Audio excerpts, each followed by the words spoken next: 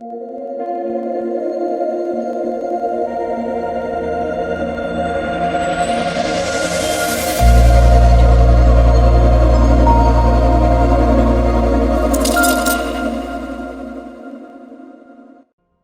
it going, guys? Berserker here. In this video I'm going to be talking about charged with light builds in PvP.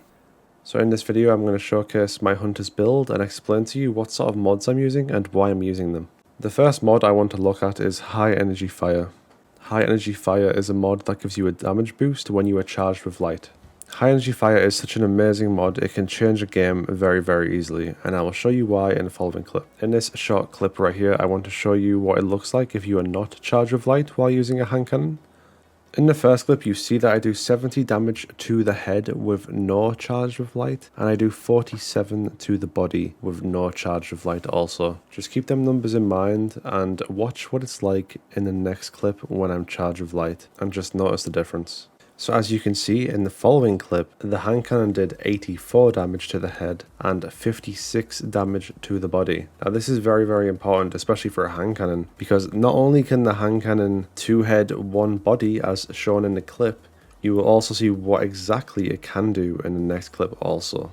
So as you can see, with a 140 RPM hand cannon, it's actually doing 2 body and 1 head to kill a player. Now that makes it incredibly easy to kill someone in comparison to 3 headshots that is required without charge of light. So I would definitely recommend you guys check this out. It is honestly super good, and I've been using it for about a year now, so you're missing out.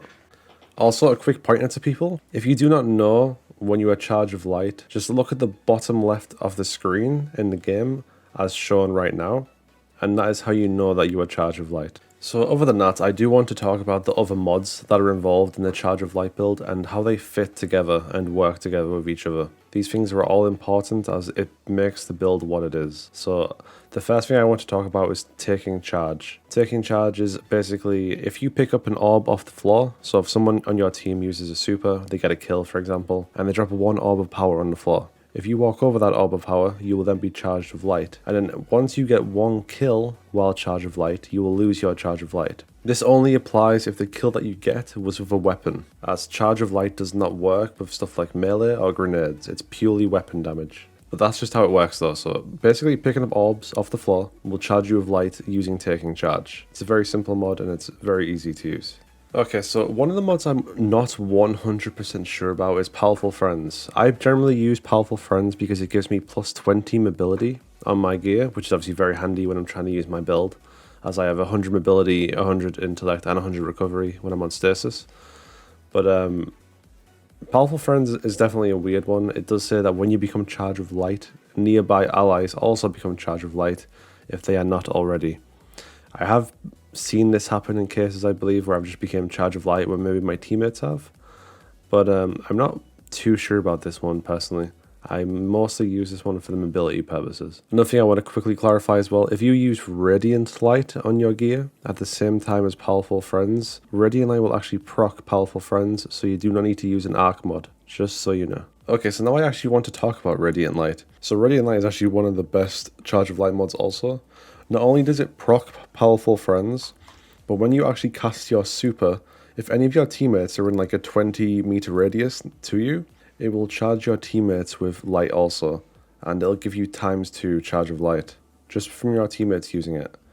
So if your teammate's in trials, for example, and he's going to pop his arc staff, if your teammate is using Radiant Light, and you're fairly close to him, it'll put you charge of light ×2. Obviously, if you have charge of light ×2, that means that you can kill 2 players with the damage that you were seeing earlier and absolutely dominate people, because it's ridiculous. There is a few more things at the end of this video also, which I'm going to clarify for a bit more information, so you might want to stick to the end and hear what I have to say. But honestly, I would definitely run Radiant Light 100%. It's an amazing mod to use, and it's very helpful.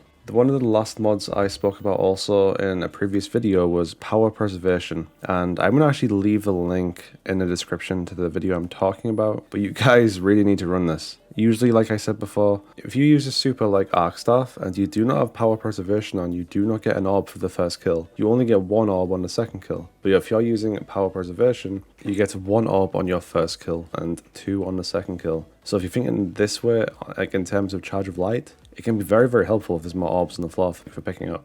There's honestly not much else to really go over in terms of the Charge of Light build because it's a very, very simple thing. But one thing I do want to say is this does apply for any gun in the game, no matter what that gun is. It will do more damage if you're using high energy fire, no matter what that weapon is. So for example, if you're using a shotgun and your Charge of Light, there is more chance that you will one-shot that person and basically map somebody with it. Your fusion rifle will do more damage. Your pulse rifle will do more damage. Everything will do more damage if you are Charge of Light. This does not only apply to hand cannons. I just wanted to showcase it using a hand cannon because that's generally the thing I use when I'm playing PvP. So I just want to let you guys know that any gun, no matter what it is, will do more damage. So I do hope this video has made a difference to you guys, and I do hope this helps you guys with your PvP builds. If there is any requests that you have in terms of videos that you would like to see, then let me know in the comment section and I will try my best to get back to you and I will see what I can do. So thank you for watching the video guys, and I'll see you next time.